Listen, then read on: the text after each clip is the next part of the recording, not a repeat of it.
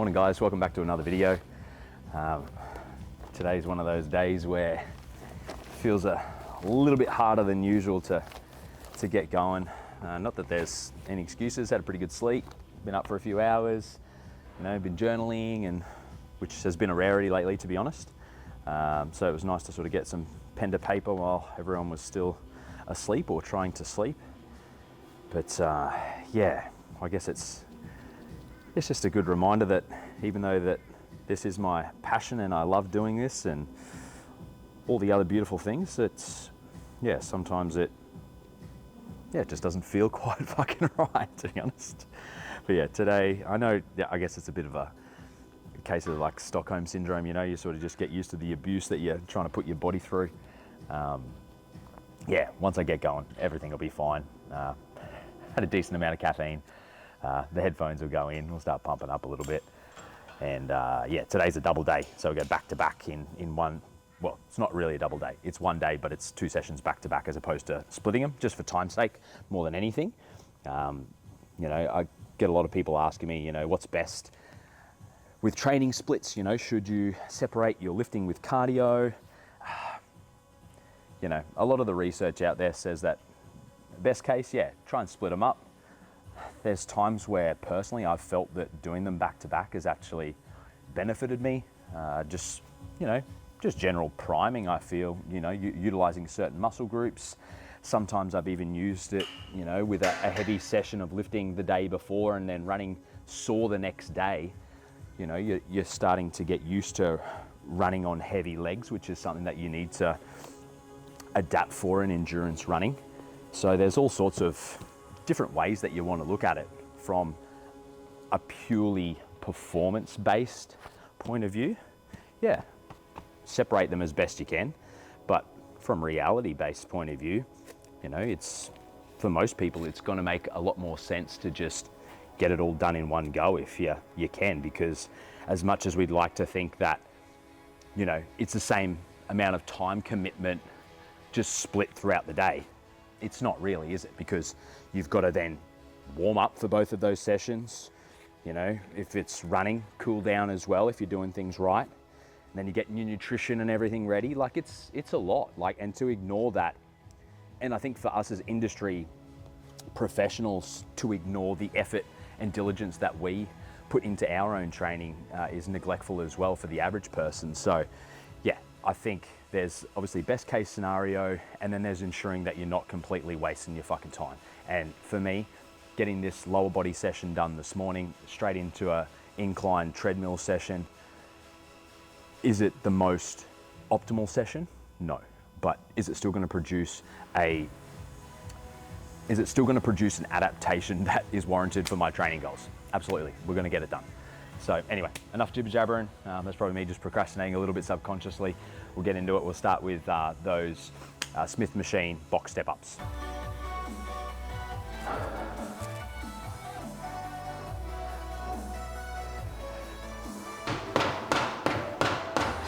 Alrighty, we'll rip into some sets of these now. So still going to keep these at triples. Remember, I'm just trying to drive that foot through the box. I'm hovering over the top of this sucker. So you'll hear that percussive sound that I'm looking to generate. So I'm just looking to extend as quickly as I can.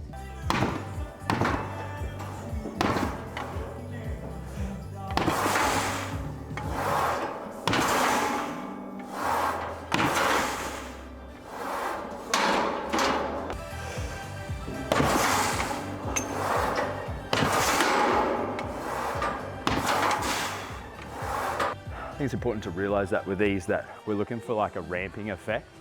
So that first set, it's never going to feel the most explosive, and it's not really designed to. So we're building everything up so that the quality continues to improve across our working sets. So for most people, you're going to find that set 2, 3 is probably going to be your highest performing set, and we'll sort of match that with the weight increase as well. Rightio, set 2.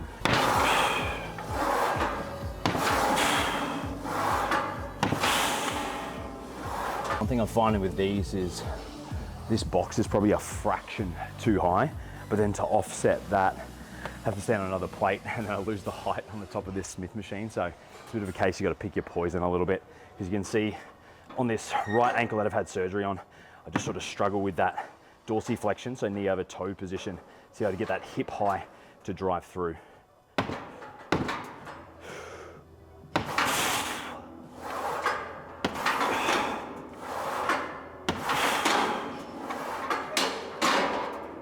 It's just not quite as reactive. So yeah, all good things to play around with, man. We're good.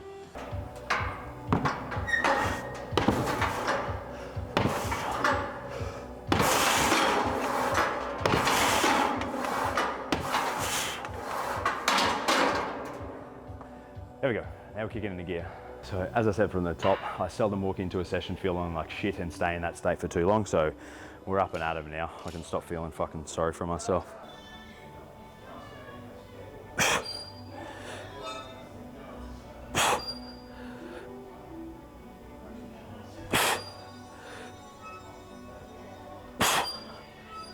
Yeah, it's good hip engagement there, feels great.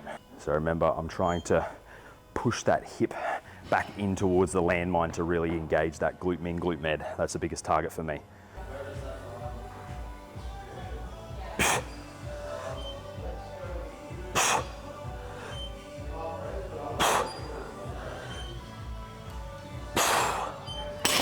Very good. All right, we're into it.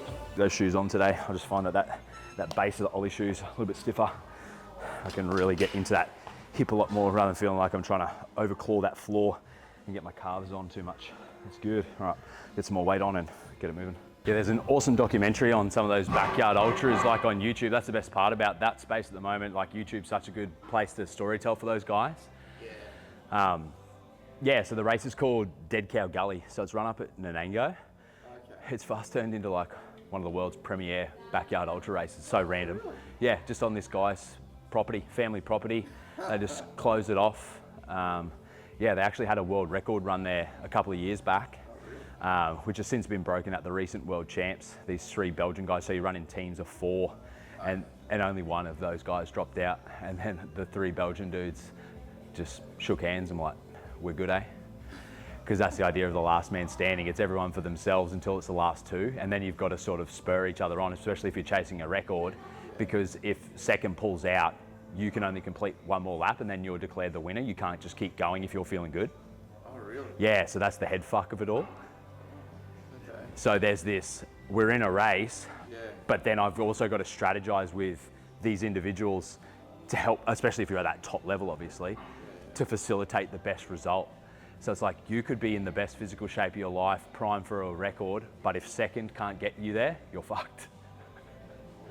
Yeah, so the psychology of that is gnarly. It's massively team. Yeah. So I recommend watching one. It's from 2 years ago now. Okay.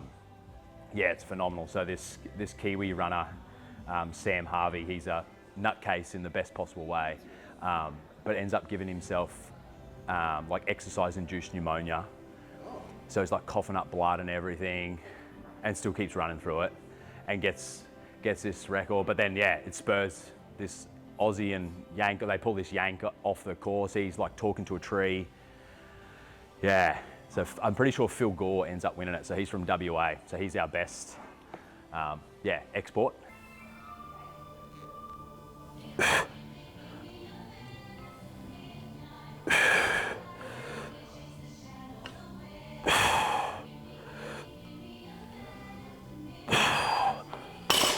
They're feeling really connected today. That's great. Same as last week with the Nordics, no real changes on these. Volume's still going to be super low. I'm just shooting for 2 sets of 2. Just trying to focus again on the lengthening and tension in the hamstrings themselves over that last sort of 30% of range. So I'm trying to go long, and pull. Baba, doing that. Good, man.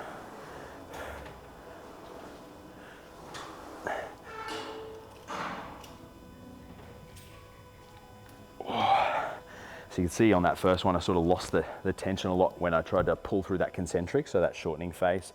I was able to draw it back a little bit on that second. So just keep playing around with it. We're all going to have instability at different areas. It's just a matter of trying to load those up effectively.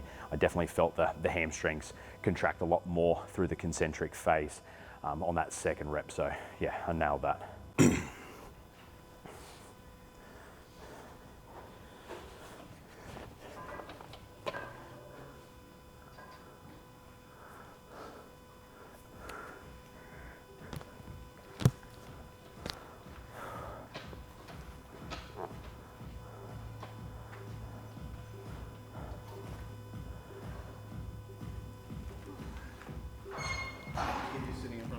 Yeah.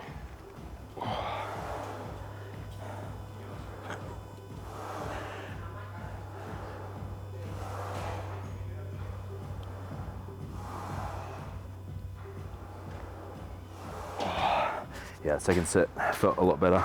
I just found I actually sat back a little bit further so that I was supported a bit higher up on my shin.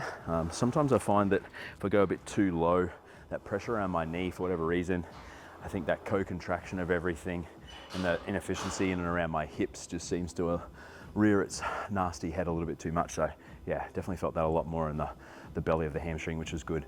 I'm gonna finish off one more set on the side splits. I'm gonna bump that weight up a little bit. I'm finding now that the lengthening and everything there is feeling really good. And the added load can actually help facilitate that end range a lot more. So it helps drag you into that deeper stretch more passively. So keeping in mind that I'm not spending too long there because we've got some running and stuff to do, but yeah, you want to keep shifting that needle ever so slightly. Yeah, I don't know if I was telling you the other week, there was that research paper that came out where they used eccentrics, those forced eccentrics, to prove that in-series stuff. Yeah, man, I don't know if I told you, but after a couple of weeks of implementing it with Jo, she was having like pain and stuff behind her knee, so all gone. Yeah. So like the pain's gone. Yeah.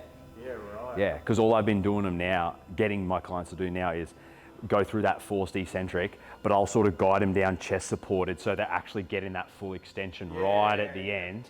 And then I'll just provide that resistance for them so that they're holding that shape and actually getting the concentric force as well. So they're going to get stronger through there by getting both ranges going. But rather than, you know, the average person, they're just sort of going to get to there and they just fucking fall. Yeah. And half the time it's just a confidence thing too. Man, it's a confidence thing, but there is like, you just feel like you just collapse. Yeah. You know, and I think that's what they're talking about in the research, which makes sense, is a lot of the top half is just that hamstring tendon junction taking all the load. Yeah, I know. Because it's such a big tendon. I said that to a mate, I was telling him about the paper. And he's like, oh, that makes sense. I'm like, does it? What do you fucking know? How does that make sense to you? You know?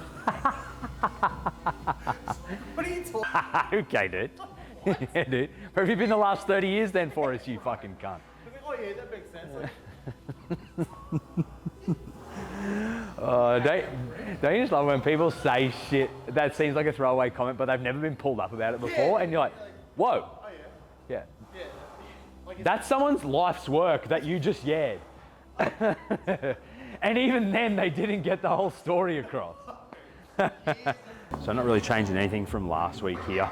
Still got my leg propped up on that yoga block, and I'm looking to address hamstring and adductors as well. So when I come forward into that range, I'm going to get a little bit more adductor. When I sit right back, externally rotate, I'm going to get more hamstring. So continue to play around with those and see, you know, what muscle group you need to pay more attention to. Otherwise, just get a generalized balance of most. So again, big inhale at the top, and then I'm going to exhale into that lateral flexion.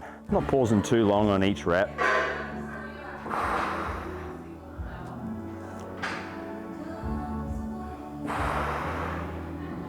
You can see I'm starting to soften more and more and more.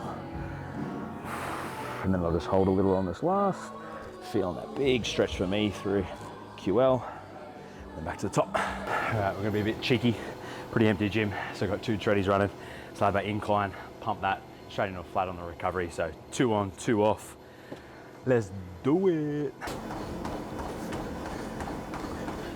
As far as the playlist goes, when all else fails, get a bit old school Kanye rocking.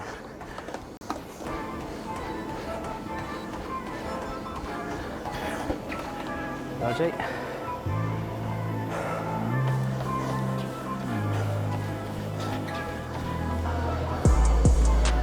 Alrighty, last one, number 6. Bring it home. It's getting so muggy in here. Catch you, man. Good to see you. I'll see you, Starbo. Yeah. Rattle. So, yeah, still just working on that cadence. What I'm struggling with most is the slower stuff. It's getting real lazy on that recovery. Just, yeah, sitting way too low. Back down to those 165s.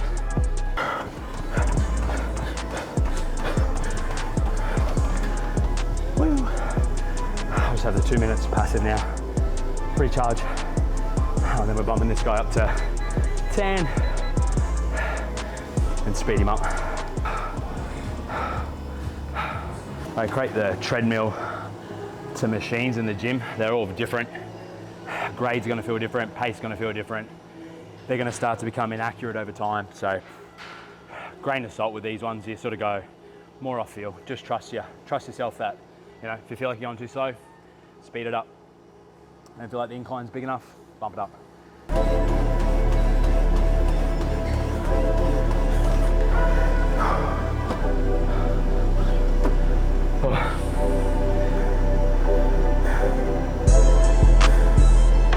Alrighty, last one.